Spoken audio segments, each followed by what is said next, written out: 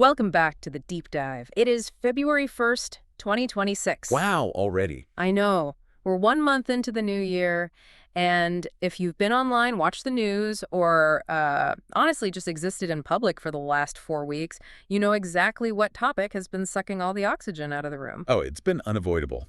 We are talking about the massive 3 million-page document release related to the Jeffrey Epstein case that dropped last month in January. And that's on top of the other one. Right. This comes right on the heels of that initial smaller batch we saw back in December of 2025. It has been everywhere. And looking at the coverage, it feels like the entire world has turned into, amateur forensic accountants. Everyone's hunting for names, looking for flight logs. Trying to spot a celebrity or a politician in the margins. Exactly. It's being treated like some grim puzzle game or a reality TV finale. That's the spectacle, right? The gossip angle. Yeah. But for this deep dive, we're going to do something different. We're going to push that spectacle completely off the table.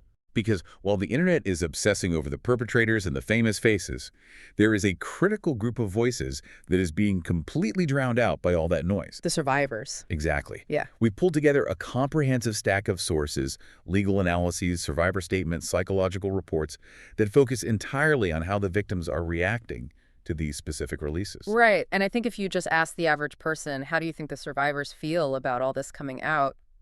The default answer would probably be relief or victory. Of course. That's the intuitive answer. It makes sense. You think sunlight is the best disinfectant. The truth is finally out. It should be a victory lap. A moment to say, I told you so. But when you actually analyze the statements from the women involved, that assumption just falls apart completely. Really? It's not a victory lap. It is far more mixed, far more volatile. We're seeing deep frustration, renewed anger, and a very heavy sense of what psychologists call institutional betrayal. Institutional betrayal. Wow, that is a potent phrase. I want to pin a bookmark in that because we need to unpack it properly later. We will. But the core mission today is to understand why, for the women who live through this, these document dumps aren't the justice we all think they are. Why is this huge moment of transparency actually triggering such a complex mix of, vindication and trauma? To understand that complexity, we really have to look at the timeline. Because the mood, it actually shifted drastically between December and January. Yes. Okay, right. Let's go back to December 2025. This was the first wave smaller than the January avalanche. What was the temperature then? Was that the moment of relief we assumed they'd feel? Surprisingly, yes. For a moment, there was a specific fleeting window where the dominant emotion was what some survivors described as redemption. Redemption is such a strong word. It implies being saved or vindicated from a state of being doubted. That is exactly what it was. And the clearest example of this comes from Annie Farmer. If you followed the case, you know Annie has been one of the most vocal and steady voices for years. I'm sure. When that first batch dropped in December, her reaction was just visceral. She described it as one of the best days of her life. That just stops you in your tracks. Considering the horror of the underlying case, to call a document release one of the best days of your life, it just speaks volumes about how desperate they were for proof. She admitted she was crying tears of joy for herself. And the reason is very specific. Buried in those documents was a report, a police report she had filed regarding her sister, Maria Farmer, way back in 1996. 1996. That's 30 years ago. 30 years. 30 years of saying, we told you, we reported this, we went to the police. And for 30 years, they faced, gaslighting, doubt, or just silence. And then suddenly, there it is, a PDF file. Physical evidence. Black and white, proving that they had spoken up. I can absolutely see why that's redemption. It's the difference between claiming something happened and proving you tried to stop it. It reclaims your own history from the doubters. Precisely. It validates their reality. Maria Farmer, Annie's sister, she echoed that same sentiment. She also used the word redemption. Okay. But, and this is where we start to see the nuance, that the headline's completely mismaking. Maria's relief was immediately coupled with this profound, heavy sadness. Sadness for whom? For the other little girls. Maria pointed out that while finding that 1996 report was validating for her, it was also a damning indictment of the system. Because it proved the authorities knew. They knew. They had the information in their hands in the mid-90s. And because they failed to act on those reports, countless other children were harmed in the decades that followed. So it's a double-edged sword. The document proves you were telling the truth, but it also proves that the system had the chance to stop a monster and just didn't. Exactly. It's vindication with a body count. And that was the mood in December, this bittersweet moment of truth.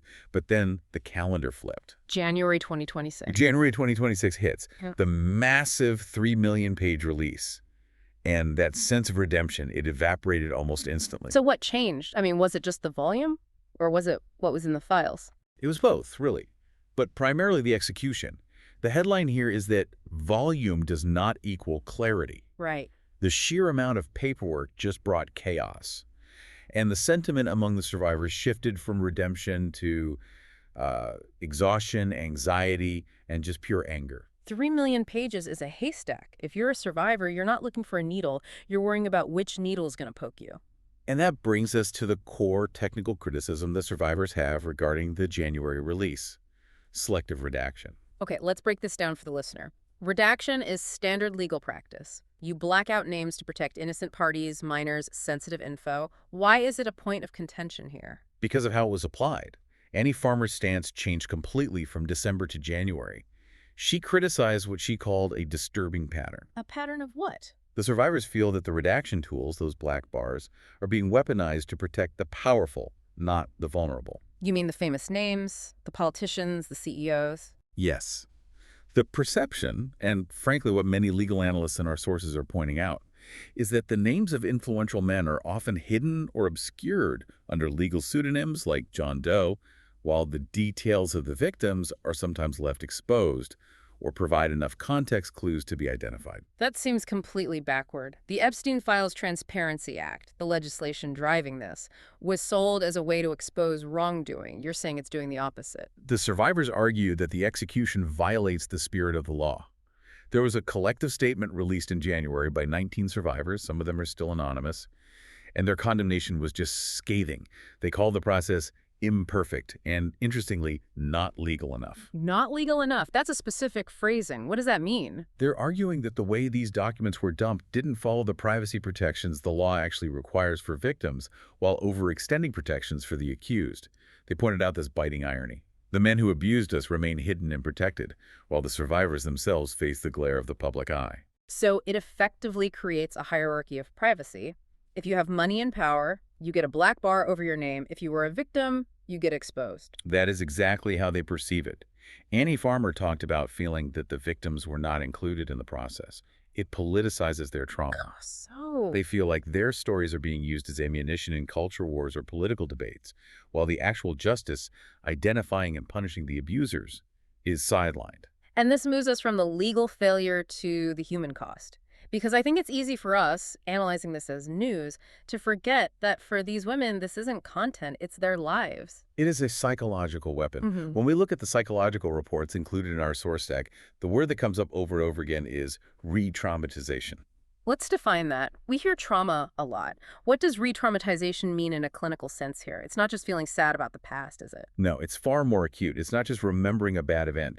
It's a physiological response where your body and mind react as if the threat is happening now. So you're reliving it. It returns the survivor to a state of hyperarousal or dissociation. Fight or flight. Exactly. Take Courtney Wild. She has been a warrior in this case, a very prominent voice in previous lawsuits. She described this January release as throwing her right back into survival mode. Survival mode. That suggests a constant state of adrenaline. You just can't live like that for weeks on end. You really can't. Mm. She cited severe mental exhaustion. She explicitly said she ready for it to be over. Yeah. She's just tired of the constant ups and downs, the delays, the promises of transparency that turn into these confused data dumps. And she's not alone in that feeling, I take it. Not at all. We saw similar sentiments from Marina Lacerda, Anuska DeGiorgio, and Liz Stein. What are they saying? Are they feeling the same kind of exhaustion? They described feelings of nervousness and doubt. And this is crucial. They are criticizing the slow leak approach. Dropping a few thousand pages here, a million there. It's like water torture. Right. They argue that this slow drip, often released without proper context or indexing, doesn't provide justice. Instead, it just fuels conspiracy theories. Oh, absolutely. We see this online every single day. Someone finds one sentence on page 2000, context is ignored, and suddenly there is a viral narrative that has nothing to do with reality. And that narrative often turns against the women. It is dangerous. Some of the women in that group of 19 reported receiving death threats following the January release. Death threats! against the victims. That is staggering. Yes, because when you release information in a chaotic, redacted way, people fill in the blanks with their own biases. The survivors feel like they are being set up to take the fall or to be targeted by angry mobs who are misinterpreting the documents. They fear blame. They fear retaliation. That is a horrific inversion of justice. You survive the abuse, you survive the years of being ignored, and now, in 2026, the quote-unquote solution is physically endangering you. And this leads us right back to that concept we flagged at the beginning, institutional betrayal. Okay, let's unpack this. This is a term coined by psychologist Jennifer Fred, right? It feels incredibly relevant here. It's the defining concept of this entire situation. Institutional betrayal happens when an institution, like the justice system, the government, a church that is supposed to protect you or that you depend on, harms you instead. So it's distinct from the abuse itself. The abuse is what the perpetrator does. The institutional betrayal is what the system does. Exactly. And the damage can be just as severe. In this context, the survivors view this whole release process as a repetition of the original betrayal. The original betrayal being the failure to arrest and prosecute Epstein effectively back in the 90s and 2000s. Right. The system failed them then by letting the crimes continue. Now, they feel the system is failing them again by managing the release of the truth in a way that prioritizes the privacy of the wealthy over the safety of the victims. It sends a message. It sends a message. You still don't matter as much as they do. That is just a devastating message to receive twice in one lifetime. It almost validates the original fear that no one will help you because the system is rigged. It solidifies it. And that is why the reaction isn't gratitude, it's anger. So what is the path forward? Because this group isn't just venting, they are organized. They have legal counsel. What are their actual demands? They're incredibly united on this. Yeah. First and foremost, they want a full release. Meaning lift the redactions. Lift the selective redactions. Yes. No more partial dumps. No more protecting John Doe if John Doe is a public figure involved in crimes. They want the unvarnished truth. But, and this is key, they want it done with oversight. So they're not asking for anarchy. No, not at all. They're demanding the intervention of the Department of Justice Inspector General. The DOJ Inspector General. For those who don't know, that's essentially the internal watchdog for the Department of Justice. Essentially, yes. It's the auditor. They want an independent review of the redaction process itself. They want to know who decided to black out certain names and why. Was it a genuine legal necessity? Or was it favor trading? Was it just incompetence? They want to see the logic behind the black marker. They want accountability for the editing process itself. And they want measures in place to protect the victims in the future. They want to ensure that transparency laws don't become a tool to weaponize their own histories against them.